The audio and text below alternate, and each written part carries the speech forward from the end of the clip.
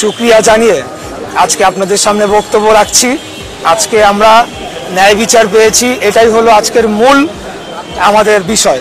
এখানে আমি মেয়র হতে পারবো বা আমি মেয়র 2020 সালে অনুষ্ঠিত ঢাকা দক্ষিণ সিটি কর্পোরেশনের নির্বাচনের ফল বাতিল করে সাবেক মেয়র সাদেক হোসেন খোকার ছেলে বিএনপি নেতা ইশরাক হোসেনকে মেয়র হিসেবে ঘোষণা করে রায় দিয়েছেন আদালত। আমার সাথে ছিল এবং নির্বাচন পূর্বের যে প্রচারণার যে কার্যক্রম তার প্রথম থেকেই ডে ওয়ান থেকেই আমরা অভিযোগ দিয়ে আসছিলাম।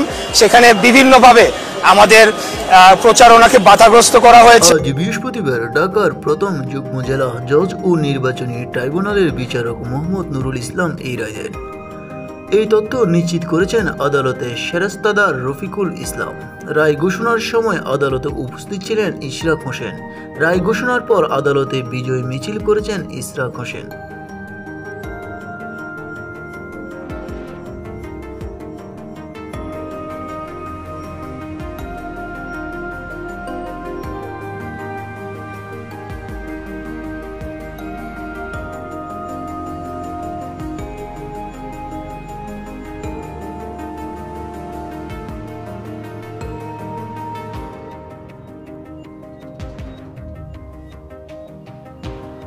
নিউজ বাংলা 29।